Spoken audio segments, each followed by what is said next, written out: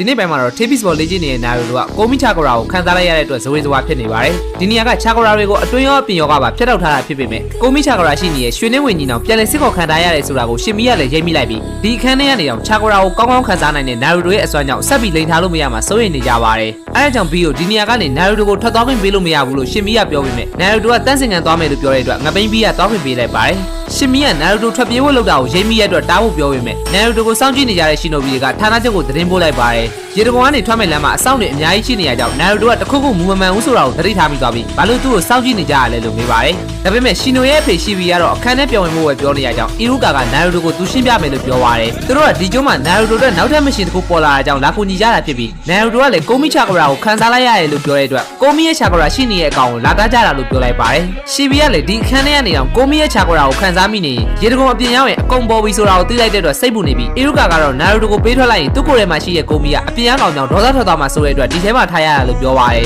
ကိုမီချာကရာကိုထိန်းနိုင်တဲ့ယာမာတိုကလည်းအဲ့ဒါကြောင့်ပြန်မလာသေးတာဖြစ်တဲ့အကြောင်းပြောလိုက်ပေမဲ့နာရီတို့ကအဲ့ဒါဆိုရင်အဲ့ကောင်သူကိုယ်တိုင်နှိမ်နှင်းမိမယ်လို့ပြောပါတယ်ပြီးရင်တော့ stage မုတ်ဖွင့်လိုက်ပြီးရေတကွန်ထဲကနေအသေးထိုးထွက်လာတဲ့အချိန်မှာတော့သူ့ရဲ့ခေါင်းစည်းကကြက်ကြသွားပါတယ်နာရာကလနာတယောက်ကအရင်နဲ့ချုံနိုင်လိုက်ပေမဲ့ stage မုတ်ကြောင့်စစ်ပွဲရဲ့အနေထိုင်ုံတွေနဲ့သူ့ရဲ့တငယ်ချင်းတွေသူ့ရဲ့ဆရာတွေရှင်နိုရီတွေအားလုံးတိုက်ခိုက်နေကြတာကိုခန်းစားမိသွားပြီးသိသွားပါတယ်အဲဒါကြောင့်ပဲအီရူကာကလည်းအမှန်တိုင်းပြောပြလိုက်ပေမဲ့သူ့ရဲ့တငယ်ချင်းတွေအားလုံးအသက်လူပြီးတိုက်ခိုက်နေကြပေမဲ့ဘာကြောင့်သူ့ကိုခြံထားရလဲလို့မေးပါတယ်မာတာဘာကရှင်မီနဲ့ကိုမီကိုလိုချင်နေတာဖြစ်ပြီးသူသာရသွားရင်ဒီကဘာကြီးအဆုံးသက်သွားမှာဖြစ်တဲ့အတွက်နာရူတိုတို့ကိုကာကွယ်တာကအနာဂတ်ကိုကာကွယ်တာပဲဖြစ်တဲ့အကြောင်းအီရူကာကရှင်းပြပါတယ်အဲဒါကြောင့်ပဲလူတိုင်းကနာရူတိုကိုကာကွယ်ဖို့အသေးအတန်တိုက်ခိုက်နေကြတဲ့အတွက်နာရူတိုကစစ်ပွဲပြီးရသည့်ဒီမှာနေပြီးကိုအနိုင်ယူရမယ်လို့ပြောပါတယ်ဒါပေမဲ့စစ်ပွဲဆိုတဲ့အရာကစစ်မှန်တဲ့ငြိမ်းချမ်းရေးကိုစောင့်ကြည့်ပေးနိုင်မှာမဟုတ်တဲ့အကြောင်းသိနေတဲ့နာရူတိုကတော့ဒီစစ်ပွဲကိုသူကိုယ်တိုင်ရပ်တန့်ပေးမယ်လို့ပြောပါတယ်လူတိုင်းရဲ့အမုန်းတရားတွေနိုင်ကျင်မှုတွေအားလုံးကိုခံယူရမှာကသူ့တာဝန်ပဲလို့ပြောလိုက်တာကြောင့်နာရူတိုရဲ့ကိုယ်ရဲ့ကိုမီကလူတိုင်းနဲ့သက်ဆိုင်နေတဲ့အတွက်ကိုတယောက်တည်းမဆုံးဖြတ်ဖို့ပြောပါတယ်အဲဒါကြောင့်ပဲသူ့ကိုပထမဆုံးလက်ခံပေးခဲ့တဲ့ဆရာကတော့သူ့ကိုမယုံကြည်တော့ဘူးလားလို့နာရူတိုကပြန်ပြီးရဲ့အတွက်သူအရန်ချစ်တဲ့တပည့်ကိုအဲ့လိုအန်ရရဲ့မတွန်းပို့နိုင်တာပါလို့အီရူကာကပြန်ပြောပါတယ်